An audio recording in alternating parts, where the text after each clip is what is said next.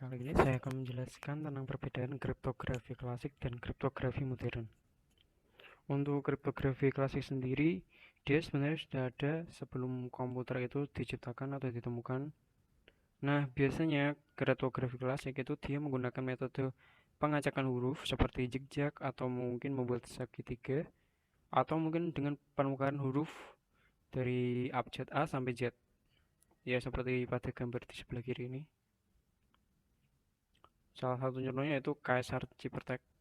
Dia menggunakan metode penggeseran dan penukaran huruf. Kemudian untuk kriptografi modern sendiri, dia ada sejak komputer itu ditemukan. Dalam metodenya dia menggunakan bilangan bit, yaitu dinyatakan dalam angka 0 atau 1. Jadi plain text yang ada nanti akan diubah ke bilangan biner, kemudian dioperasikan dengan beberapa hitungan.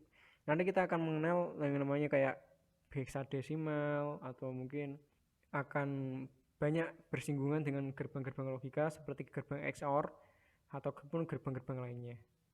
Selanjutnya saya akan membahas soal kedua yaitu Pfeiffer Cipher. Jadi kita disuruh mengubah plan text ini menjadi zipper dengan menggunakan Pfeiffer Cipher. Nah, caranya itu kita harus membuat tabel dulu 5 kali 5 dengan key nama depan saya yaitu Saiful. Maka key saya taruh di depan pada tabel kode ini, tabel kunci yaitu Saiful, dimana tabel ini isinya yaitu abjad A sampai Z dan menghilangkan huruf C. Kemudian ada beberapa aturan, yaitu jika dua huruf berada di baris yang sama, maka huruf diganti dengan huruf sebelah kanannya. Misal B dan C, maka dia akan diganti menjadi C dan D. Untuk huruf yang berada di kolom yang sama, maka dia akan diganti dengan huruf yang berada di bawahnya. Misal dia plain text-nya FM, maka dia akan diubah menjadi DR. FM, DR. Jika dua huruf yang plain text tadi, jika dua huruf berada di kolom dan baris yang sama, maka dia akan diubah dengan huruf di kanan bawahnya. Misal G, dia akan diubah menjadi PP. Kemudian jika dia tidak berada di baris dan kolom yang sama, maka dia akan diubah, yaitu huruf pertama perpotongan baris pertama dan kolom huruf kedua. Kemudian huruf kedua diganti dengan perpotongan baris huruf kedua dengan kolom huruf pertama. Misalnya yaitu SE. Misalnya itu SE, karena berada di baris dan kolom yang berbeda, maka aturannya itu huruf pertama diambil dari potongan baris huruf pertama dan kolom huruf kedua, yaitu U. Kemudian untuk huruf kedua diambil dari potongan baris huruf kedua dan potongan kolom huruf pertama, yaitu L. Maka akan menjadi UL. Langkah berikutnya itu dari segeralah hilang gangguan COVID yang menjadi plain text tadi, dipisah menjadi dua huruf seperti ini. Kemudian kita cari cipher text-nya dengan menggunakan tabel kode tadi. Nah, dari SE terus GE, RA sampai selesai. Maka hasilnya adalah segeralah hilang gangguan COVID akan berubah menjadi karakter seperti ini. Ya, hasil dari enkripsi tadi dengan menggunakan tabel bantuan. Berikutnya saya akan menjelaskan soal nomor 3. Soal nomor 3 itu disuruh menjelaskan diagram batang kriptografi modern.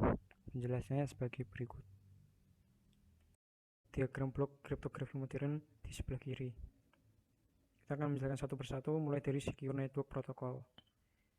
Nah, Secure Network Protocol sendiri merupakan protokol yang menjamin keamanan dan integrasi data saat melewati kondisi jaringan. Protokol keamanan jaringan umumnya menerapkan teknologi kriptografi dan enkripsi untuk mengamankan data sehingga hanya dapat dienkripsi dengan algoritma khusus, kunci logika, rumus matematika, dan atau kombinasi dari semuanya. Nah, dari Secure Network Protocol ini ada beberapa aspek yang mendukung Secure Network Protocol tersebut. Yang pertama yaitu confidentiality atau kerahasiaan. Itu konsep yang memastikan bahwa data tidak diungkap kepada orang yang tidak berwenang. Dalam maksud, hanya orang dapat berwenang saja yang dapat membuka data tersebut. Misalnya nih, dari komputer ini dia ngirim. Nah, ini data atau pesannya harus dikunci dan melalui serangkaian proses. Kemudian sebelum diterima oleh penerima ini kan membuka dengan kuncinya. Ya, proses sebenarnya kan disebut enkripsi deskripsi yang akan kita bahas di syarat-syarat berikutnya. Kemudian yang kedua itu data integrity. Data integrity itu memastikan bahwa tidak ada penyusup di antara pengirim dan penerima, sehingga data yang diterima oleh keduanya adalah data yang sama. Berikutnya yaitu authentication. Itu proses mengenali identitas pengguna dengan mekanisme untuk mengaitkan permintaan masuk dengan sukman kredensial pengenal, bisa dengan PIN, kode OTP, sidik jari, dan sebagainya. Misalnya nih, kalau kita mau login email, itu kan kita harus memasukkan PIN di HP. Kalau sudah terhubung dengan fitur authentication ya. Jadi kita perlu autentikasi lagi di HP agar bisa masuk ke email. Jadi tidak hanya login username password saja. Kemudian berikutnya itu non-repudiation, yaitu jaminan bahwa seorang tidak dapat menyangkal validasi sesuatu.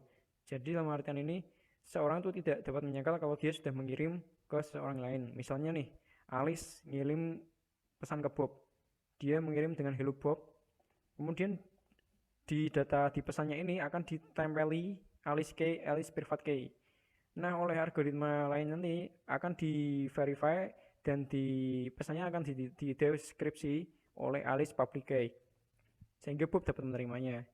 Nah, karena ada sebuah kunci atau tanda yang menempel bahwa ini dari Alice, karena hanya bisa diterjemahkan oleh kuncinya public, kuncinya Alice, sehingga Alice tidak bisa menyangkal kalau Alice sebenarnya sudah mengirim pesan tersebut. Berikutnya saya akan menjelaskan tentang enkripsi. Kemudian untuk mencapai kerahasiaan tadi dibutuhkan namanya encryption. Apa itu encryption? Encryption yaitu cara atau metode mengacak data sehingga hanya pihak yang berwenang saja yang dapat memahami informasi tersebut. Atau simpelnya yaitu proses mengubah teks menjadi sandi dan hanya orang tertentu yang memiliki kuncinya yang dapat membaca pesan tersebut. Ilustrasinya seperti ini. Jadi jari pelentek nanti ditambah kunci, kemudian akan diolah dengan algoritma sehingga menjadi ciphertext. Nah, untuk proses kebalikannya itu yaitu disebut decryption. Dari ciphertext tadi ditambah kunci kemudian diolah dengan algoritma, dia akan menjadi teks awal atau plaintext. Kemudian kita akan membahas symmetric key cryptography. Dia mengubah data dalam bentuk yang hanya bisa dipahami siapa yang memiliki kunci untuk mendeskripsikannya. Kunci yang dimiliki penerima dan pengirim harus sama. Jadi symmetric key cryptography yaitu proses mengenkripsi dari plaintext ke ciphertext, kemudian didekripsi lagi ke plaintext lagi. Dan kunci untuk mengenkripsi dan mendekripsi pesan tersebut kuncinya adalah sama. Nah, dari symmetric key cryptography ini ada dua metode, yaitu block cipher dan string cipher. Kita akan menjelaskan satu-satu. Yang pertama yaitu symmetric key string cipher. Itu ketika kunci yang sama digunakan untuk mengenkripsi dan mendekripsi data. Dan kunci hanya bisa dipakai satu kali. Dengan kata lain menghasilkan pad satu kali dari keadaan tertentu. Jadi dari plaintext ini nanti di XOR dengan sebuah kunci. Nah, jadilah ciphertext. Kalau mau mendeskripsi, pakai kunci yang sama dengan yang digunakan untuk deskripsi. Jadi tinggal di XOR-kan aja dengan kunci yang tadi, kemudian akan jadi plaintext sendiri. Lanjut berikutnya yaitu symmetric key block cipher. Symmetric key block cipher sendiri ketika karakter diubah dan dibagi ke dalam blok yang akan dioperasikan dengan kunci yang juga diubah dalam blok. Biasanya satu karakter diubah ke dalam 8 bit, kemudian dibagi tiap 4 bitnya atau dibagi 2. Kuncinya bisa digunakan berkali-kali. Misalnya nih kayak metode electronic codebook atau ECB. Jadi dari plaintext dia akan dienkripsi dengan cara blok, yaitu dibagi menjadi 2, 4 bit 4 bit, kemudian akan di XOR dengan kuncinya. Kemudian biasanya ada tahap tambahan lagi yaitu menggeser ke kiri atau ke kanan, barulah jadi ciphertext. Dan tiap karakter ini akan dienkripsi satu-satu atau tiap blok-bloknya. Makanya disebut block cipher. Soal keempat, kita akan mengubah sebuah plaintext yaitu aku benci COVID menjadi ciphertext dengan menggunakan metode ECB atau electronic codebook dengan kunci yang sudah ditentukan yaitu karakter A. Langkah pertama itu kita akan mengubah aku benci COVID-19 menjadi bilangan biner seperti ini. Kemudian kita ubah juga bilangan A menjadi bilangan biner. Nah, dari situ kita bisa membuat tabel bantu seperti ini. Nah, dengan membuat tabel seperti ini, kita akan lebih mudah untuk menghitung hasil zippernya. Itu pertama, kita ubah karakter A ke biner, kemudian kita bagi menjadi 2 blok, begitu juga dengan key-nya. Kemudian kita XOR-kan antara biner dan key-nya. Setelah berhasil, kita akan geser key-nya ini ke kiri. Misal jadi A, di XOR menjadi 00, maka hasilnya adalah 00. Dalam bilangan ASCII yaitu 0. Kemudian untuk karakter K misalnya atau U, kalau misalnya ini diubah ke biner, dibagi menjadi 2 blok, kemudian di XOR dengan key-nya. Setelah hasil XOR-nya ada, kemudian digeser ke sebelah kiri, maka akan menghasilkan bilangan heksa 28. 28 yaitu kurung buka. Kalau masih bingung untuk menerjemahkan heksa atau ASCII, kita bisa menggunakan tabel bantuan. Biasanya ada banyak di internet. Misalnya seperti ini. Ini ada bilangan heksa. Misalnya tadi bilangan heksa kurung buka itu 28. Ini heksanya 28, karakternya yaitu kurung buka. Ada banyak di sini. Kemudian akan kita lakukan setiap karakternya hingga habis. Maka akan menghasilkan sebuah cipher tag dalam bentuk heksa yaitu sebagai berikut. Dari 00, 05, 28 hingga S1.